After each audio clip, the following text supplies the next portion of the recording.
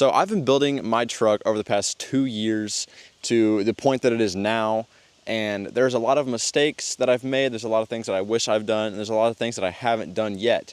So I'm making this video today for all you people with stock Tacomas, or you're working on your build, it's in progress, whatever.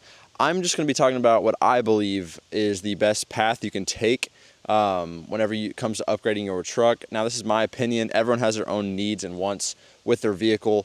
But if I were to start from zero and build this truck again, then this is what I would do with the build. So sit back, relax, enjoy the video. I have a new recording setup, new camera, new microphone. Should be a whole lot more enjoyable for y'all to watch. So let's go ahead and get right into it. So if I were to have a completely stock truck, the very first thing I would do would be get a decent suspension. Right now I'm running the iBox Stage 2R coilovers and reservoir shocks in the rear. And it has been a great kit for me for a very good price. And I also have the Dirt King ball joint upper control arms. And this is a very good mid-range suspension setup. It's about $2,000, I believe, for the upper control arms and the coilovers and rear shocks all together. About $2,000, which isn't bad. But really, if I were to start, I would just go with the best of the best. I would just go ahead and get the King coilovers and shocks with the reservoirs. I'd probably actually keep these upper control arms, to be honest. These are some of the best on the market. There are better options, but for the price, these are up there and they're pretty good. So I probably would go the King 2.5s with the reservoirs and these Dirt King upper control arms, and probably the Dirt King lower control arms. That would be a pretty decent mid-travel setup right there. That is pricey. If you don't have that kind of money, there's always Bilstein, iBox, even some Fox shocks are cheaper. Like the Fox 2.0s are a really decent option as well. There is a budget for every kind of suspension on the market for the most part. I mean, even spacerless if you really have no money, but I don't recommend getting a spacer lift. But suspension, definitely the first thing. No matter what you go with, suspension will be a really good choice for your first option and will set the platform for the rest of your build. I promise, suspension is the base of the whole truck, especially if you off-road. So suspension's got to be my first pick. The next thing that I would do would be wheels and tires. This is kind of a no-brainer. It's so much of a no-brainer that most people go with them before they do anything else on their truck. But especially after you get new suspension, you're gonna have some lift and it's gonna look like you skipped a leg day. So you're gonna wanna fill in that wheel well, get some bigger tires, you're gonna get better performance off-road, and your truck's gonna look a whole lot better. So definitely wheels and tires. Really, all you need is suspension and a good looking set of wheels and tires, and you can go off-road, you can have a good daily driver, and your truck's gonna look good, and really that's all you need. Like, if I were to go back, I would probably just do that and call it good. I might do a few things, but it would save me a lot of money, and it would be really simple. Just, you know, get some Kings, really nice suspension all around, get a good set of wheels and tires, and call it good. But wheels and tires, second pick. Take a shot for every time I said wheels and tires. Anyway, that's my second thing that I do, and really that's all you need, like I said. In the same realm as suspension and wheels and tires, you're gonna wanna get a cab mount chop or a cab mount relocation in order to fit bigger tires without rubbing. You guys can see I have a cab mount chop, and I do still rub, but not near as badly as I would if it was stock, like anywhere close. If I was running the same setup with the stock cab mount, nothing done to it, and no banged pinch welds, that as well, that's what all this is right here, is my pinch welds banged flat, I would rub like crazy. So you have to get a cab mount chopper relocation, especially if you're running a high offset wheel with spacers. It's an absolute necessity, or you're gonna sound like a machine gun whenever you're turning.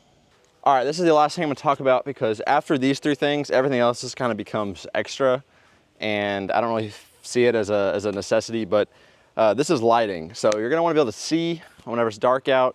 Lights also look cool, so they make your truck look better. Most of the time, unless you go overboard with it. But I'm talking about headlights, fog lights, light bars, maybe some pod lights, and rock lights, as well as taillights. All of that falls into lighting, even lights on the inside. I would just upgrade all your lighting, especially if you don't have LED headlights. If you have the halogen ones from Toyota that come on the SR5s and some of the lower trim trucks, then definitely upgrade your headlights, whether that be the bulbs or just get new headlights completely. These are the stock LED ones from Toyota, and I really like them. I will probably be upgrading them eventually. But like fog lights, I have the Diodynamic SS3 Sports in amber. These not only look cool on the truck, but the amber helps them in bad weather conditions better than white light does. Then I have an amber light bar going across down here, which is just fun to have. I can blind people when I'm off-roading. I can use it to see better. And I live out in the woods, so whenever it's dark out and there's things in the road to my house that I can't see normally, I will have that on. Helps me see a lot better. I talked about the headlights. Taillights, I feel like that the stock taillights honestly are pretty good. I would upgrade the reverse lights and maybe the bulbs just so they're a little bit brighter and easier to see for people. Miso Custom sells a LED upgrade kit that'll change like how the brake lights and everything work. So honestly, the stock ones are a pretty good option. These technically are stock. They're custom made clear taillights that I made, and technically they're stock lens, stock housing. I really like these, but Alpha Rex ones are sweet. Form lighting, there's a lot of good taillights out there, and really any of them look good on Tacomas. The only ones I wouldn't go with are like the ones with the squares in them, if y'all know what I'm talking about, but the heck was that? But really any option of taillight is better on these trucks. Well, not better, they just look good, even the stock ones. So yeah, kind of do what you want to do there. I guess I have new license plate lights as well, and I have the ones in the interior, but that's really it for lighting. You can also upgrade the cargo light and brake light above if you so choose. I probably will eventually and get some chase lights in there, but that's another lighting thing. There's really so much stuff for lighting. Actually, even just in this shot, I thought of another thing. The turn signal on the mirror cap, that's a good thing to upgrade. There's just a lot you can do, a lot of options. So it's a pretty deep rabbit hole for lighting, honestly. I talked about the pod lights. So, you know, just kind of upgrade what you want, add what you want. At the end of the day, it's your truck.